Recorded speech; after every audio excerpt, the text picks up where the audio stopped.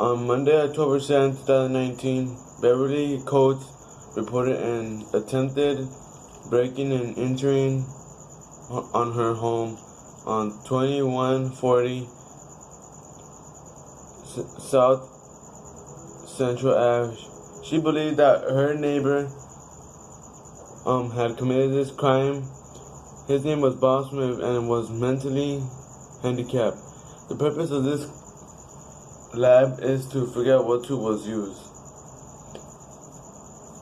Based on the evidence found, the only tool I believe I could have been used is tool number 5, because in the crime scene evidence there is holes, cutting marks, which only a screwdriver, because tool number 5 is a screwdriver, and only a screwdriver could have made this cutting mark because of the round tip. And second reason why is because everything else lines up into it, even the inversions, and it also makes a indent point in the middle of the circular cutting mark. The crime scene, what was found in there was scratches, abrasion basically, and cutting marks, which were circular. There are 4 deep circular cutting marks. 2 of them had a diameter of 4 millimeters and a radius of 2 millimeters. Now, tool number 1. Tool number 1 was a pair of pliers. It had some scratches on the sides, and it had sharp teeth, and it was 100 millimeters long. The indentation mark description is that the teeth were 3 millimeters apart, and all together were 14 millimeters long. The inversion mark shows that it was 8 millimeters wide. The cutting mark description is 8 millimeters wide when it's with one hand, and with 2 hands, used with 2 hands, is 2 millimeters wide.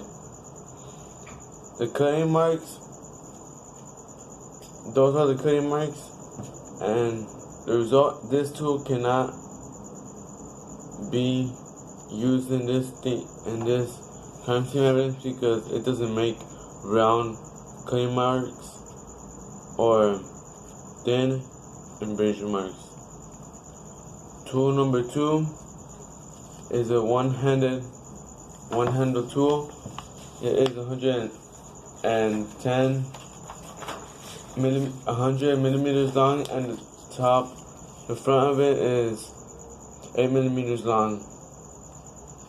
One side is flat on an indentation. One side is flat, and the other side is shaped as a rectangular prism. And the smallest width of this tool is 8 millimeters long, and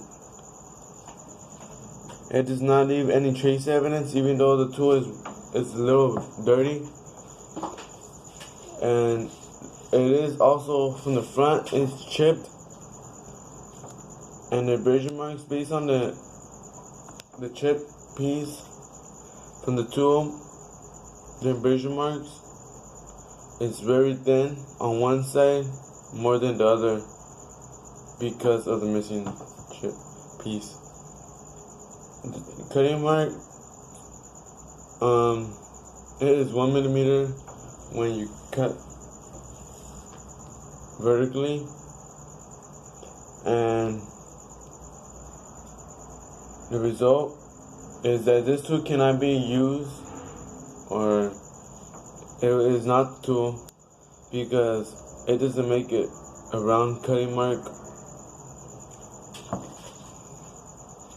Tool number 3. This tool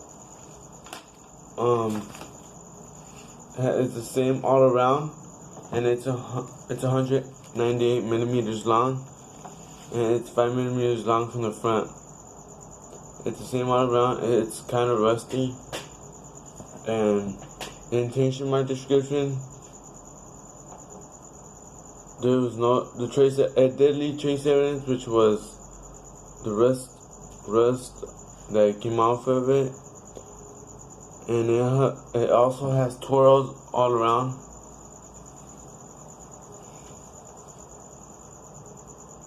And the abrasion marks showed that the marks were dull. The tip was not so sharp, but it could also, even though it's not, it could have been. It was one of the ones that could have been used in crime scene because of the round tip, but it's not, because it doesn't have the same bulges of the screwdrivers. And the cutting mark is 5 millimeters deep, and you can see the rails inside the circle when you make a cutting mark. Result, it can't be used. It was not the tool that was used in this crime scene. Tool number 4, it's a flathead screwdriver. It's 145 millimeters long. The front of it is 1 millimeter. It's 1 millimeter long, and it is a little cracked, a little chipped. Also the silverness of the tool is wearing off. The indentation marks, it shows multiple cracks. The smallest width of this tool is 7 millimeters, and the biggest tool is 8 millimeters wide. And the abrasion marks, they're 3 millimeters wide.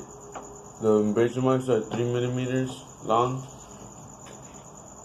And the cutting marks it made is 10 millimeters deep. And the result is it does not match the evidence given in the crime scene. That's right, it's not the tool, and it's also a flathead, so it cannot make a circular cutting mark.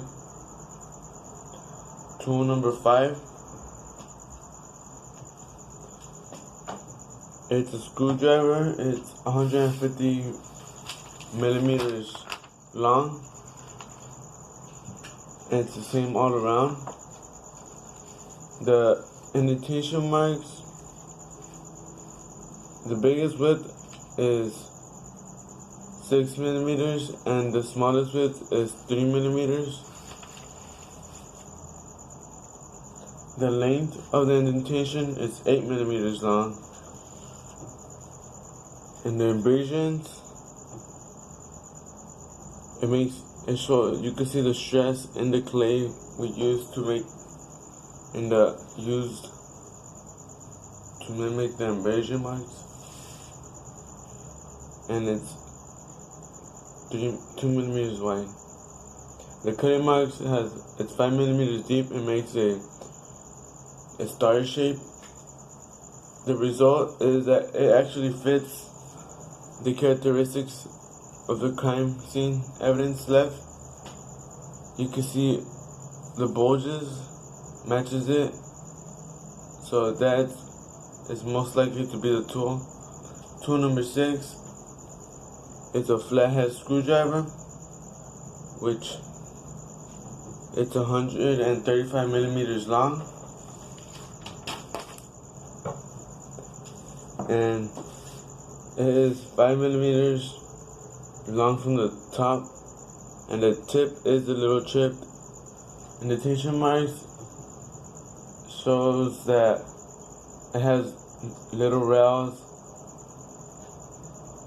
on the front end on both sides. The abrasion marks, it made openly strides, and the cutting marks are 10 millimeters deep also, but it doesn't match the description of the crime scene evidence, so it's not the tool that was used because of the flathead. Once again, tool number 7. It's like a wire cutter. This tool is very beat up. It looks like it was used to hit something, because it's dented on all the sides all around.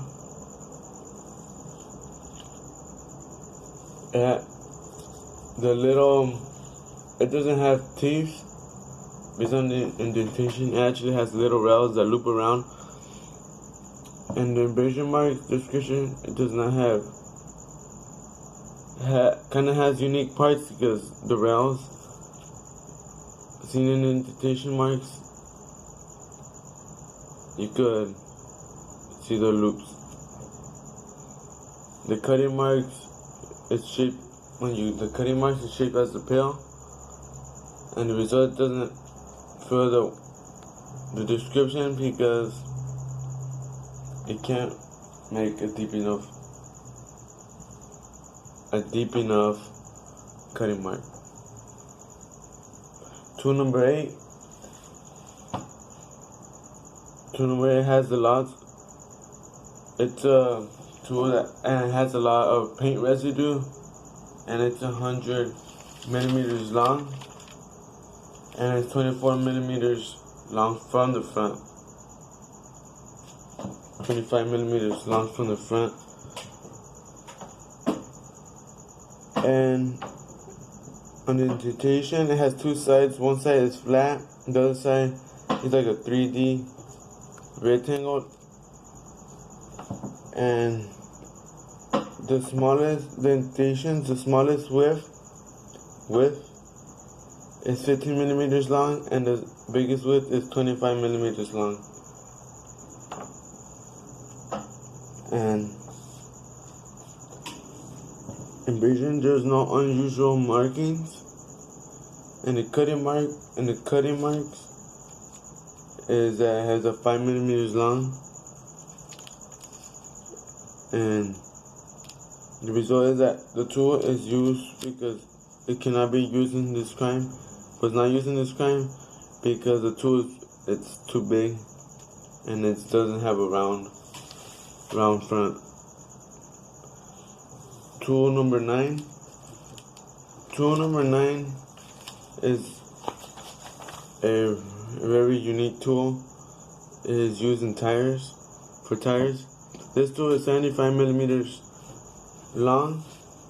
The tool has black sticky residue on it. Some of the sides are scratched. You can see the copper color. And indentation marks, the smallest width is 3 millimeters and the biggest width is 5 millimeters. The abrasion mark description, the abrasion marks are 16 millimeters long and 3 millimeters wide. And it has a small gap that's 1 millimeter long in the middle of the tool. The cutting marks are oval shaped, and it leaves a thin. It's thin. The result, it doesn't make the same abrasion marks as seen in the crime scene. It's too small. That's why it can't be used. Tool number 10. It's a flathead screwdriver. It cannot be the tool that was used in crime scene. It was 190 millimeters long. It has lots of scratches it's all beat up. The indentation marks do not show does not leave trace evidence. The smallest width of this tool is 5 millimeters long, and the biggest width is also 5 millimeters long, so it's the same on both ends. The abrasion marks is that it has a length of 70 millimeters long, and the cutting marks are that it's a rectangular shape and it's 2 millimeters deep.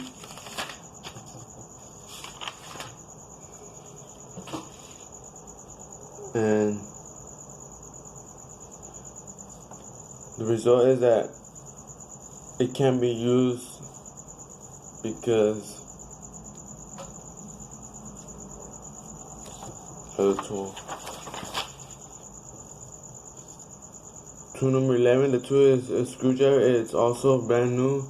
It's 130 millimeters long. The indentation mark descriptions, it has 3D bulges, no unusual patterns. And the abrasion marks, there's nothing unique about this. The marks, the scratches. The cutting marks has diameter of 5 millimeters and makes it a portrait cross. This tool cannot be the tool used because it's very brand new. It has no scratches on it, and that's why it can be used. Tool number 12, it's a unique tool. It's very sharp. It has lots of rust on it. It looks like it's really old, and it's 73 millimeters long.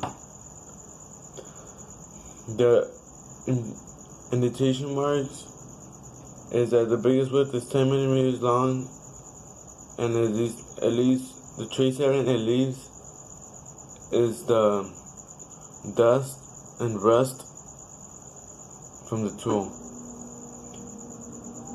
The abrasion marks, because this tool is very sharp, they're very thin. And the cutting marks description is that they're shaped like triangles. That's very unique. No other tool does that.